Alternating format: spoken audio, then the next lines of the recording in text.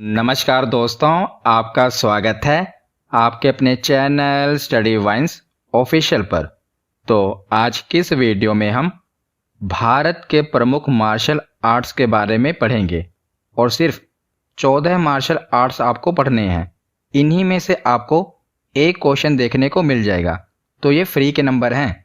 आजकल examiner martial arts से बहुत से क्वेश्चन पूछ रहा है और एक क्वेश्चन आपको इस टॉपिक से जरूर देखने को मिलेगा।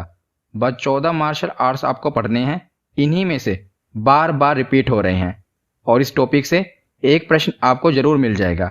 अभी एनटीपीसी के एग्जाम हुए थे, बार बार ये टॉपिक पूछा जा रहा था, तो मैंने सोचा इस टॉपिक पर भी वीडियो बना दूं।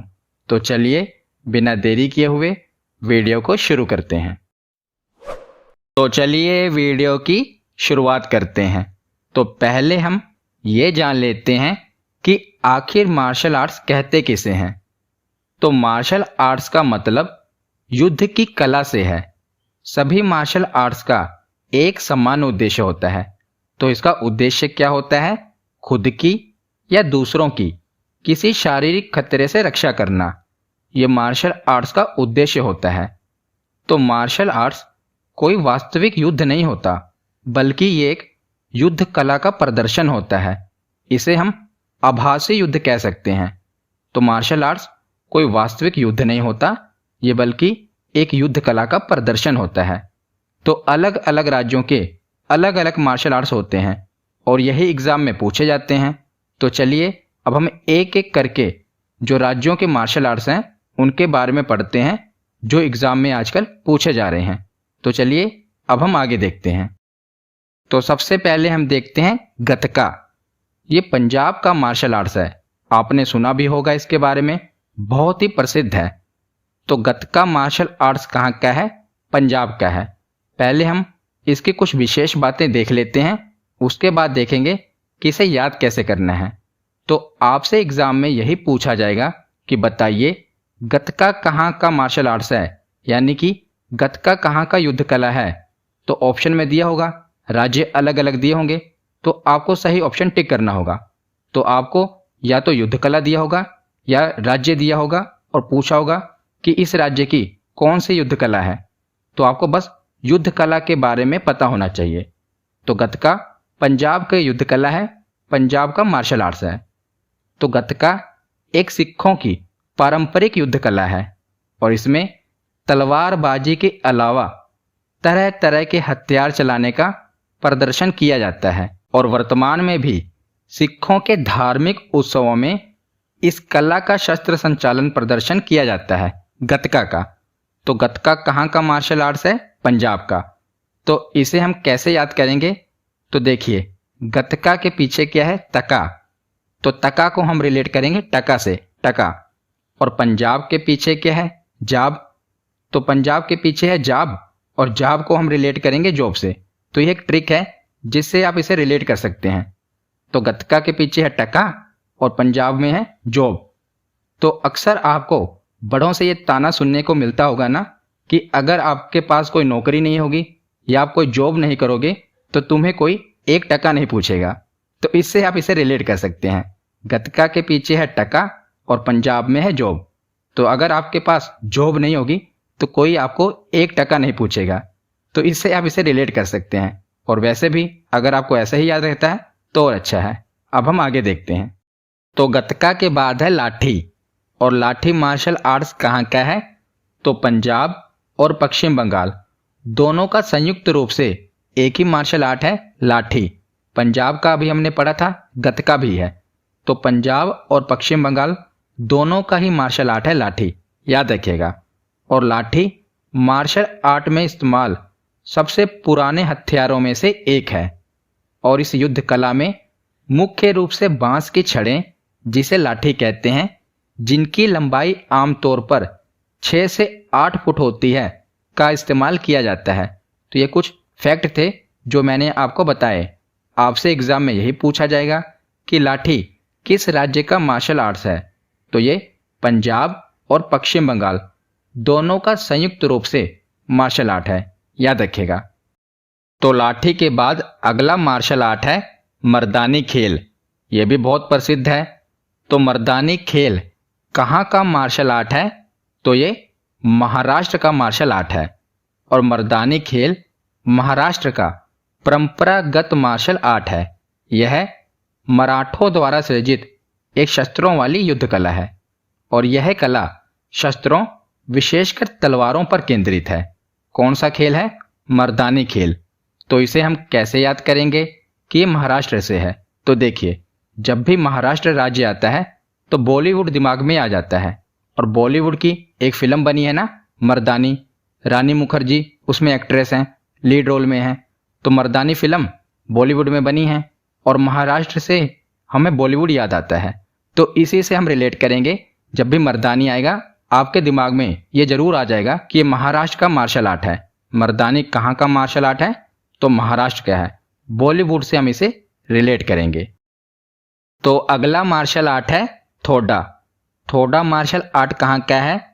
तो ये हिमाचल प्रदेश का है और यह मार्शल आर्ट खेल और संस्कृति का एक मिश्रण है।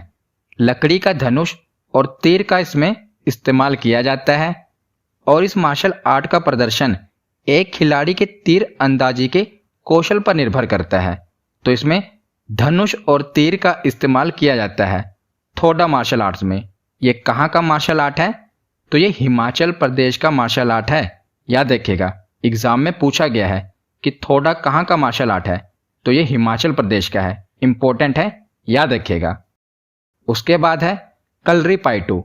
तो ये तो बहुत ही ज़्यादा इंपॉर्टेंट है और आपने बहुत बार सुना भी होगा। ये कहाँ का है? केरल का है और यह भारत का सबसे पुराना मार्शल आर्ट है। तो एग्जाम में ये भी पूछा जा सकता है कि भारत का सबसे पुराना मार्शल आर्ट कौन सा है?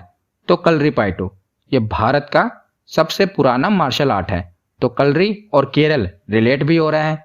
तो आपको वैसे भी पता होगा कि कलरीपायट्टू केरल का मार्शल आर्ट है क्योंकि ये बहुत ही प्रसिद्ध है। और कलारी एक मलयालम शब्द है जिसका अर्थ होता है एक विशिष्ट प्रकार का विद्यालय या व्यायामशाला या प्रशिक्षण कक्ष जहां पर मार्शल आर्ट को सिखाया जाता है और उसका अभ्यास किया जाता है। तो ये कलारी का मतलब है और इसी से बना है कलरीपायट्टू। और इस कला को निहत्थे लोगों द्वारा अपनी आत्मरक्षा का एक साधन बनाया है और आज शारीरिक योग्यता हासिल करने के लिए इसका प्रयोग किया जाता है कलरीपायट्टू का। तो एग्जाम में बहुत ही ज़्यादा इंपॉर्टेंट है, याद रखिएगा। एक न एक शिफ्ट में ये जरूर पूछा जाता है कि कलरीपायट्टू कहाँ का मार्शल आर्ट है? तो ये केरल का मार्शल आर्ट है और ये भारत का सबसे पुराना मार्शल आर्ट है, इसीलिए और इम्पोर्टेंट है। तो आगे है सिलंबम मार्शल आर्ट। ये कहाँ का है? तमिलनाडु का है और इसे याद रखना भी बहुत आसान है। कैसे? तो सिलंबम में क्या है? सिल और तमिलनाडु में क्या है? मिल। तो सिल और मिल ये दोनों आपस में रिलेट हो रहे हैं ना, तो इसे आप आसानी से याद कर सकते हैं। और सिलंबम तमिलनाडु का एक हथियार आधारित भारतीय मार्शल आर्ट है और इस मार्शल आर्ट का प्रयोग नकली लड़ाई एवं आत्मरक्षा दोनों के लिए किया जाता है। इस युद्ध कला में विभिन्न प्रकार की लाठियों का प्रयोग किया जाता है। तो लाठियों का इस्तेमाल होता है इस युद्ध कला में। तो सिलंबम युद्ध कला कहाँ की है? तमिलनाडु की है। इंपॉर्टेंट है, याद रखिएगा। तो अगला मार्शल आर्ट है थांग टा। इसे ह्योन लालोंग भी कहते हैं। तो थांग टा मार्शल आर्ट कहाँ का है?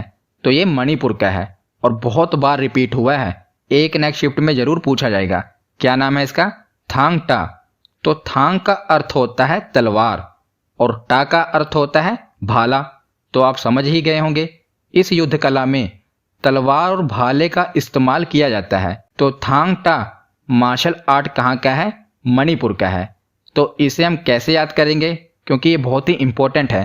तो थांग को आप रिलेट करोगे मांग से। किससे? मांग से। थांग मांग रिलेट हो रहा है ना। और मणिपुर को हम किससे रिलेट करते हैं? तो मणिपुर को हम मनी से रिलेट करते हैं। तो थांग को रिलेट करोगे मांग से और मणिपुर को मनी से। तो आजकल पैसे की हर जगह मांग है, मनी की हर जगह मांग है ना, हर कोई पैसा चाहता है। तो इससे आप रिलेट कर सकते हैं कि आजकल हर जगह मनी की मांग है। तो मनी की मांग है तो थांग को रिलेट करोगे मांग से और मणिपुर को मनी से। तो अगर आपको नहीं भी याद रहा ना तो इस ट्रिक से जरूर याद रहेगा, क्योंकि ये इंपॉर्टेंट है, कई बार रिपीट हुआ है, तो इससे आप इसे रिलेट कर सकते हैं। तो अगला मार्शल आर्ट है इम्बुअन कुश्ती। इसे इम्बुआन कुश्ती भी कहते हैं। ये कहाँ का मार्शल आर्ट है?